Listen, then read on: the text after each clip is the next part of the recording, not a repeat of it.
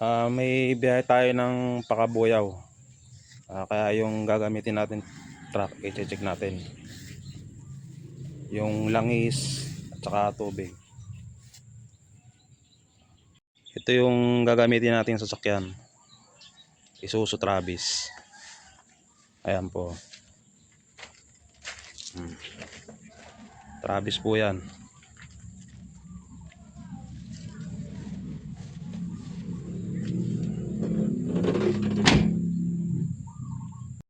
Check na natin yung sasakyan. Ganito lang po yung gagawin. Buksan natin tong bukasan niya. Ayan. Pa isa. Ayan po.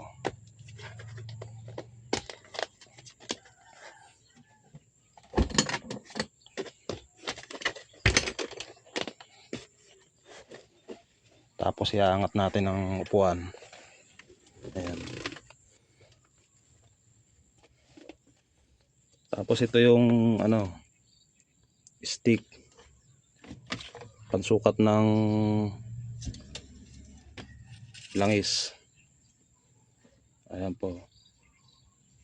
Hindi kita eh. Dapat yung sukat na langis ay nandiyan po sa pangalawang butas na yan. Ayan. Babalik na po natin kasi okay naman yung sukat ng langis.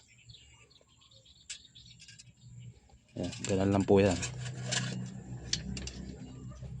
Tapos sa tubig, ito naman po, bubuksan nyo lang.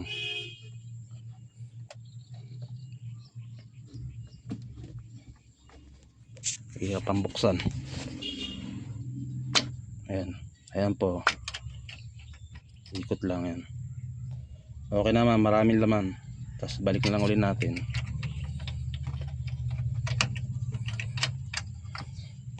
Ayan, lock muna natin. Ayan, okay na yan. Tapos sara na ulit. Balik lang ulit yan sa dati.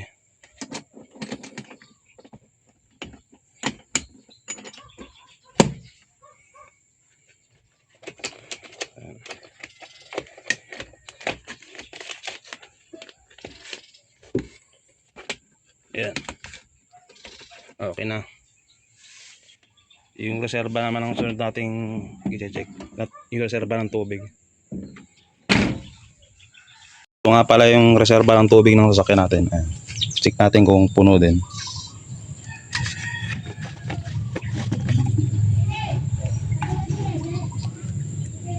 Okay naman siya, puno naman. Balik na lang ulit natin. Ayan.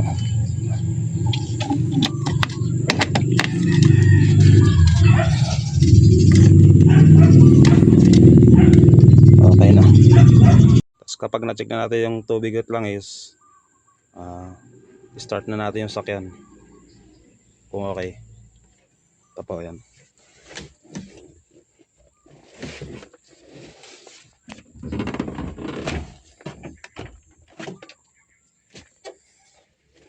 Start natin kung okay na.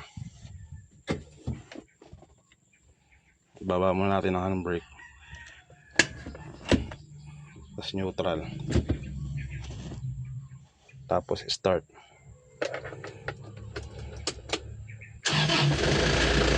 Ayan, okay na. Gumagana naman ang sakyan.